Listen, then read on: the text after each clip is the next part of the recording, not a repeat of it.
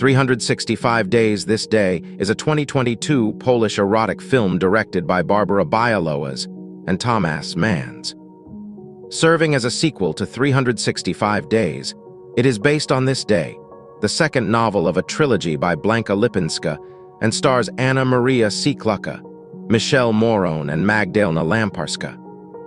The film was released worldwide on Netflix on 27 April 2022. Like its predecessor, it was universally panned by critics.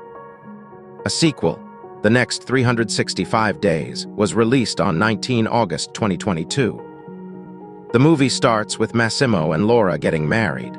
Laura had lost her baby due to the accident that took place in the final scenes of the previous movie. Only Laura's best friend, Olga, travels to Italy to attend the wedding, as Massimo fears he would not be able to hide his identity as a mafioso from Laura's family were they to come for the wedding. Laura divulges her miscarriage to Olga, but never plans to tell Massimo, fearing a vendetta. Laura and Massimo go on their honeymoon for a few days. On their return, they find Olga and his right-hand man Domenico in a compromising position, as the two had been flirting during the wedding festivities. The newlyweds are happy until Laura starts feeling bored, as she has nothing to do while Massimo is busy with his work. Daily arguments turn her mind to Nacho, Massimo's gardener. One night at a party in their house, Laura believes she sees Massimo having sex with his ex-girlfriend, Anna. Heartbroken, she leaves the party where she encounters Nacho. They flee together to an island. Meanwhile, Massimo is confused about what happened and starts searching for Laura. She starts enjoying her life on the island, and at the same time, she has dreams about having sex with Nacho. One day, Nacho tells Laura to meet his father, who is the head of the rival mafia gang of Massimo. She is shocked and feels betrayed, but still accompanies Nacho to his father's place. Laura is left with a few guards, and Nacho goes to meet his father. Massimo is having an argument with Nacho's father, who believes Adriano, Massimo's estranged and unstable twin brother, would be a better replacement for the Sicilian mob family, and it is revealed that they have Laura with them. Suddenly, Nacho realizes that he left Laura with the wrong guards, and he and Massimo rush to save her. Meanwhile, Laura is being held by Adriano, whom she had no prior knowledge of. It is then revealed that Laura saw Adriano having sex with Anna earlier and mistook him for her husband, Massimo. Massimo and Nacho, who had always been rivals, enter the place to try to save Laura. Adriano reveals that in the incident in the tunnel, Laura miscarried their baby. She runs and is shot by Anna and Adriano, who are in turn shot and killed by Massimo and Nacho.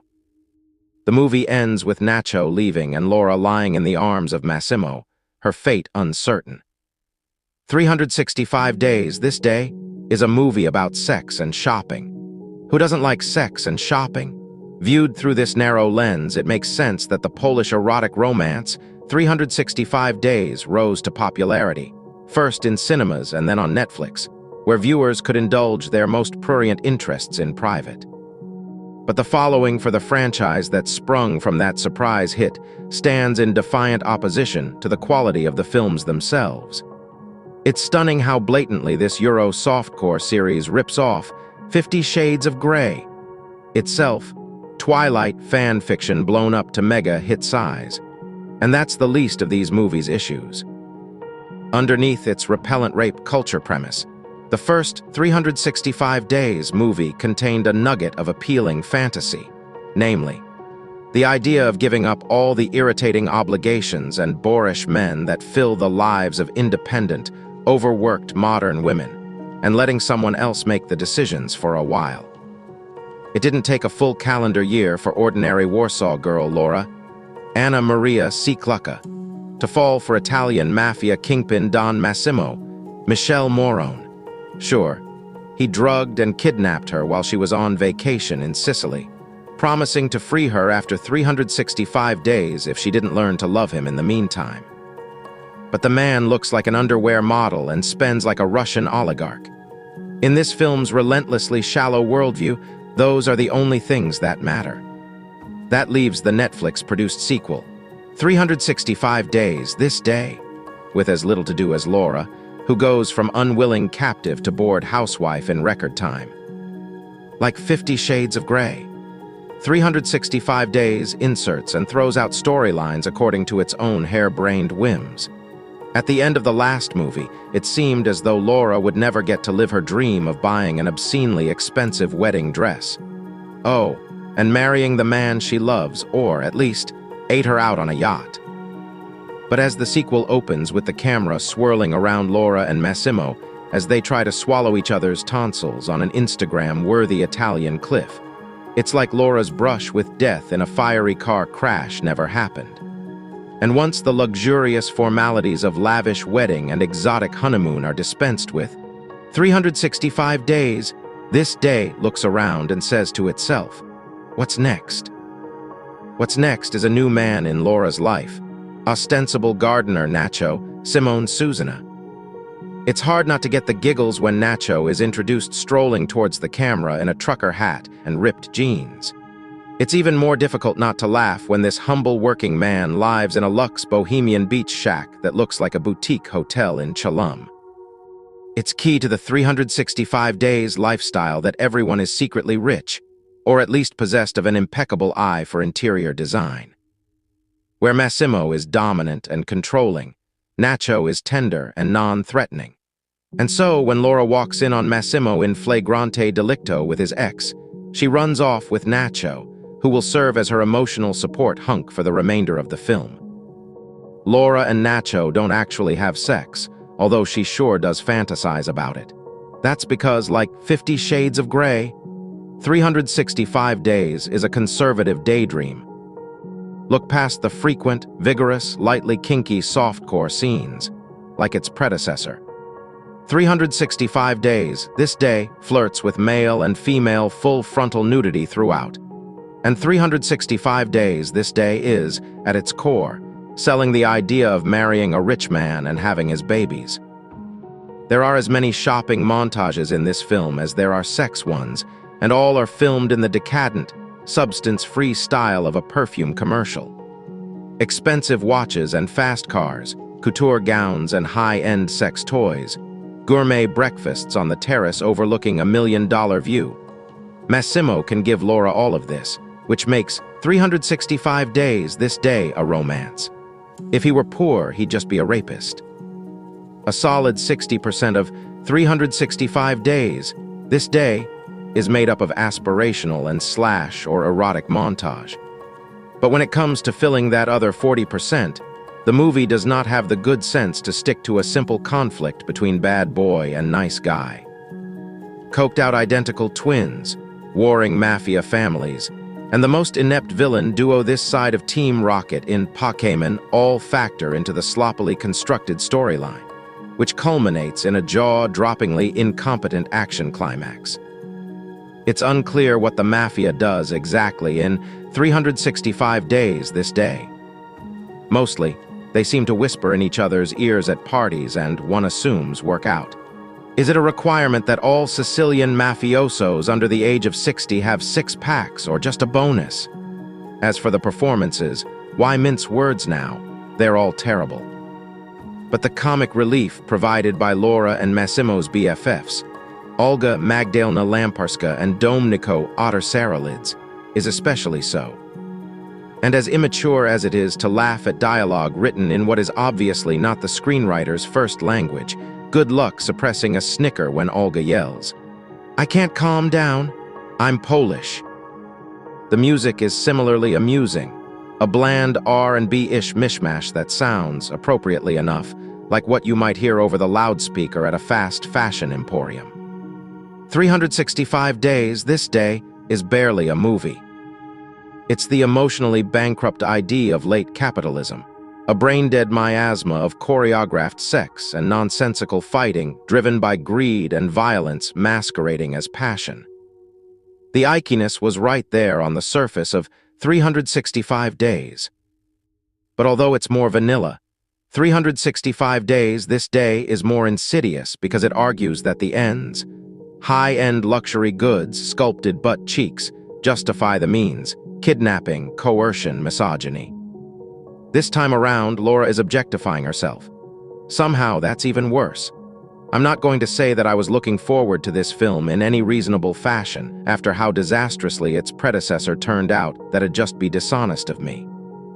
But between the thoughtful examination of sexual liberation in X and me re-examining my understanding of films primarily targeted at women off the back of how to please a woman, I'm at least open to the idea that this film could be a little easier to sit through. And to a degree, it is, but only in one specific aspect. Everything else has somehow taken a turn for the even worse. It seems that the filmmakers have definitely heard the myriad of criticisms leveled at the first film, as there's quite a few moments that exist solely to bring Morrone's Massimo to task for the shit he's pulled. Both in the dramatic scenes and even during the sex, Anna Maria Sieklucka's Laura shows more agency in how things go, to the point of directly confronting Massimo for his domineering and Stockholm-laden behavior. It puts the film in better standing, as it solidifies that these features exist for escapist titillation, so it's worthwhile to address aspects that likely prevented audiences from engaging with it on those terms the first time around. However, while that improvement is definitely appreciated, how it ultimately turns out here is a bit like a heart transplant, with no replacement organ. They've removed the most damaged part of the production, granted, but they haven't actually replaced it with anything. It's just a hollow cavity now. It's almost impressive how determined this film to have absolutely nothing of importance take place on screen, considering it takes a solid 50 minutes for the actual plot to start up in this 109-minute feature. To give a clearer idea of the level of laziness we're dealing with here, the previous film ended on a cliffhanger, with Laura in a car crash in a tunnel. Not only is this resolved entirely between films, but it apparently also resulted in a miscarriage that maybe factors into the ending but nothing else. And even when things do start happening, it's the blandest kind of telenovela schlock that can't even be entertaining in its ludicrousness. Long story short, after Massimo cheats on Laura, to the surprise of absolutely no one, Laura then runs off with Massimo's identical twin brother Adriano, also played by Michele Morrone. And they basically spend all their time doing the same horizontal hustle that her and Massimo were doing, just with slightly different set dressing. Even when compared to the after films, which also feel like colossal pretenses just to get the two leads to keep having sex on camera, it is astonishing just how much nothing is happening here. Beyond the faintest facsimile of a plot, this thing is sporting. It's just the same pornographic music video shit from the first film, only it's somehow even more difficult to take seriously, even as softcore. Bartek Sieklucka's cinematography and Marcin Drunowski's editing got on my nerves pretty damn quickly with just how soulless and textbook the soundtrack is doing all the heavy lifting, so just stick to supporting it the visuals are. And the soundtrack itself is just as vacuous. Michele Morrone thankfully isn't performing his own soundtrack this time around, save for a singular track later on. But between the Ed Sheeran sound-alike in Oscar Sims, the weakened sound-alike that shows this series still trying to chase that 50 Shades aesthetic and failing miserably, and the absolute blandness of the rest of it, it's somehow even more irritating to listen to. This doesn't even feel like something meant to be watched for the articles.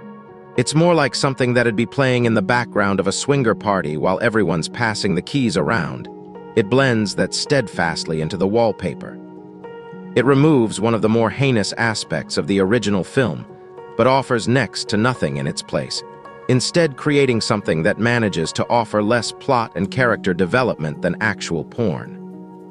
And because of how basic bitch the production values are, even the softcore scenes, which make up about 80–90% of the total feature, are less than enjoyable.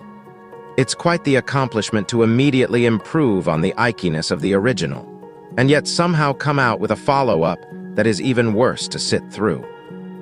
I'd rather take a golf ball to the genitals, quite frankly, and I am most assuredly not looking forward to the threequel coming out later this year. Lol. So in a twist so unexpected they'll hear you gasp in Warsaw, the second installment of Barbara Baialoa's and Tomasz Mann's adaptation of Blanka Lipinska's 365 Days trilogy drops today on Netflix, and it's piping hot trash. Moreover, largely absent the first film's outright offensive rape apologism. Baby girl Laura, Anna Maria Sieklucka, even refers to her erstwhile kidnapping as sick at one point, marking an empowerment arc as skimpy as her underwear. This time out there's even less of what in screenwriting terminology is called a reason for the story. Without the flimsy, regressive beauty and the beast with two backs structure of the 2020 mega-hit.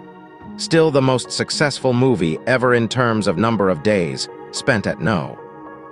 One on Netflix worldwide, Lipinska and co-screenwriters Mans and Majka Tersh, in need of something to fill the slivers of time between soft, focused shagging sessions, go back to the classics. Which in the 365 days universe does not mean Aeschylus, but As the World Turns, or General Hospital, or All My Children.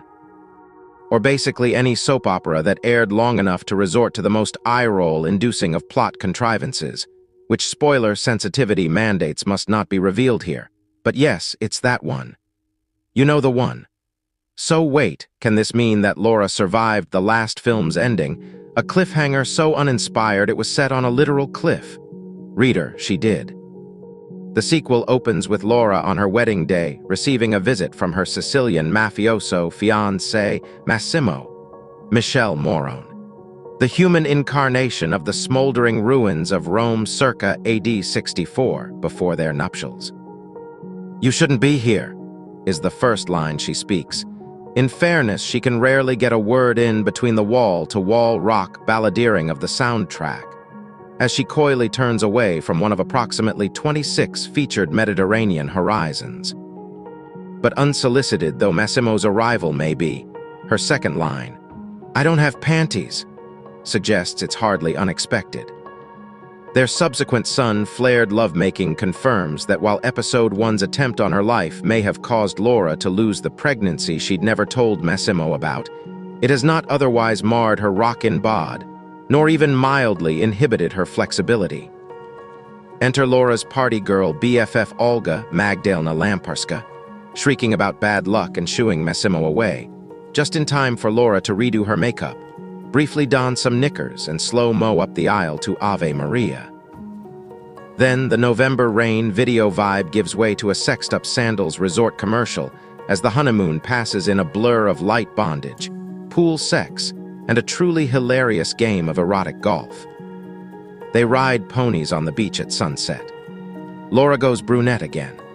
And then it's back to the grind, as the newlyweds encounter such relatable newlywed issues as being bored while one's spouse plots a rival family's downfall, and being distracted by the bulging tool belt of a scaldingly hot gardener.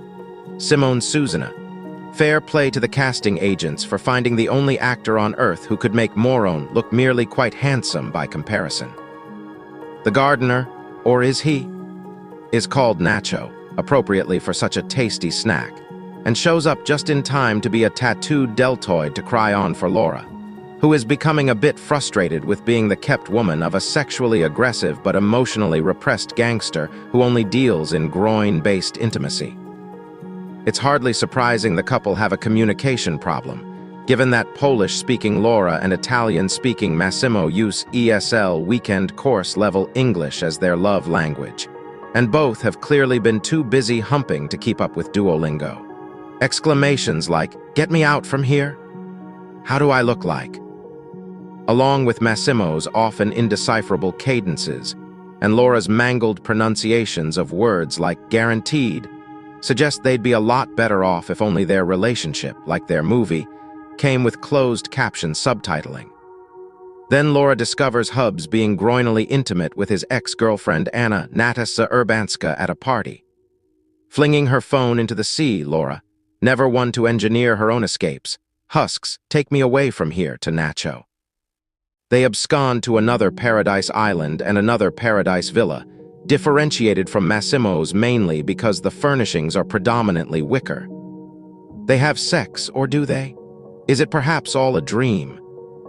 The eternal gauziness of D.P. Bartek Sieklucka's 90s music video cinematography, set to the omnipresent off-brand rock-pop contributions from incredibly overworked composers Patrick Kalmer and Dominik Buczkowski-Wojtasek, make it very hard to tell Laura's softcore fantasies from Laura's softcore reality. But then, that's the point here. The sex scenes are varied, at least in terms of location. Honestly, you'll never look at putting green the same way. There's a Christmas tryst in which Laura's gift to Massimo is herself, trussed up in leather wristband restraints with "fuck me" somewhat redundantly emblazoned on them in gold, lying on a rumpled sheet alongside a cornucopia of sex toys, even one that is none too subtly inserted from a southerly direction right as the singer wails, "I want to do bad things to you." But whatever marginally transgressive sex acts may be implied, it's the black and gold vibrators and the bedsheets and Laura's complicated lingerie that are really the focus of this tiresomely basic erotic fantasia, like the 50 Shades of Grey franchise that inspired this flagrant ripoff. The 365 Days films are less about the sex than they are about the stuff. The suits and sunglasses, villas and jet skis, shopping montages and stripper heels, Lamborghinis and Corvettes. Long before this day closes on its inevitable cliffhanger, this time genuinely one of the funniest slow-motion shootouts ever. It's devolved into the lifestyle catalog it was always destined to be once the Ike of its initial premise wore thin. Which is good news for franchise stakeholders eyeing future installments up to and beyond Lipinska's third book, because dunderheaded rape romance plots might get you to 365 days, but stuff is forever. The year was 2020. We were deep into the horrors of the pandemic and thus desperate for things to keep us entertained since everything was shutting down, which is how a film like 365 Days was able to get dropped on Netflix and become a massive hit on the service. Now, granted, everyone could readily admit that the film was a giant piece of shit and was openly mocking how awful it was every chance possible, but that didn't change the fact that it was a monster hit. It was critically savaged and called out for being a romanticization of rape that was a poorly filmed / acted / written / scored piece of garbage. And that's just from my own personal description of it when I gave it the top spot on my worst of 2020 list. For the next 2 years, there were rumors that there would be sequels, but surely the COVID pandemic would put an end to that. Surely Netflix would realize that no one actually wanted more of this absolute excrement and just move on, put their money somewhere better and actually put in some goddamn quality control. That's what would happen if Netflix had someone halfway intelligent running it. But whoever they have in charge of picking the films they pay for decided, no, let's make 2 more of these romantic rape films. Why not? So now we are left with the first of the 2 sequels, 365 Days, This Day, a film that somehow took a look at the first one and said, I haven't even begun to be completely shit, 365 Days. This day doesn't bother with a plot, and why the fuck should it? Sure, the last film ended on a cliffhanger that implied that the main female character, Laura, Anna Maria Sieklucka, might have died in a tunnel after Massimo's, Michele Morrone, rival gang followed her into a tunnel, but actually following up on that might imply that this franchise actually cares about pesky things like quality storytelling or the audience. Instead of actually caring about the story they were trying to tell, 365 Days, This Day picks up a considerable amount of time later after Massimo and Laura have gotten married, and then we begin what will turn into the structure of this film. Sex scenes set to absolutely atrocious music. Fortunately, this time the music isn't all sung by the lead actor in his wannabe Chad Kroger voice. 15 lines of dialogue that mean nothing, followed by even more sex. At least the previous movie waited 10 minutes between sex scenes to try and make a plot happen. This one barely lets them wipe the jizz off before they're going at it again. No, this isn't a porno. Pornos actually care about trying to titillate the audience. This is just incompetence masquerading as a film. Throughout 365 Days, This Day Laura is annoyed that she's just expected to be the wife of this mafia boss with nothing to do. Keep in mind that the entire plot of the last film was how he kidnapped her and has killed people. So being a wife seems like the best case scenario here. So therefore she gets bored and irritable and wants something to do. Now, Of course, she doesn't actually end up doing anything, because that would imply that Laura was actually a character and she's not. She's there because we need a woman the female audience can pretend to be, so they too can have sexy, fun time with the bad boy Massimo. Which then leads to the next bit of stupidity. In the one moment where this film tries on some level to have a plot, Laura walks in on Massimo having an affair, because for some reason she expected her kidnapper and rapist to be loyal to her. So she gets upset, and at roughly the halfway mark a character called Nacho, Simone Susana, helps her escape. Yep, it's taken a full film and a half, but Laura finally escaped from her kidnapper, and it's not treated like the big deal it is. Sure, it's not like the kidnapping was the entire plot of the last movie. Oh wait, it was. The entire last movie was about how she couldn't escape, and in this one she does it without even trying. Did I mention this is a bad movie, badly written based on a bad book by a bad author? Laura then has an almost boring normal relationship with Nacho, while we occasionally cut back to Massimo being upset that his wife isn't nearby, and we are clearly meant to somehow be on Massimo's side, even though, again, he is objectively one of the worst characters to ever be put on celluloid. The extent of trying to make this character likable is asking Michele Morrone to make puppy eyes every now and then. You know, between all the fucking. Oh, and everyone fucks every 3 minutes. Did I mention all the fucking? It's the only thing this film has going for it is the blunt and explicit sex scenes that are about as sexy as smashing a Barbie and Ken doll together in various positions. Everything about 365 days, this day is just repugnant in every way. The sex isn't sexy, it's just vulgar. They're doing it because they can't think of anything else to do, so let's just have everyone very obviously fake fucks in ways that could be interpreted as hot and intense if you have no standards. It's almost comical just how bad the sex scenes are, because these scenes are objectively a lot more intense than your average sex scene. Certainly more intense than some of the other films in this genre of film, but being intense is not the same as being sexy. The acting is just pathetic. No one is believable at anything. No one in 365 days, this day, can deliver a line convincingly, not aided by the fact that every line of dialogue is absolute dog shit.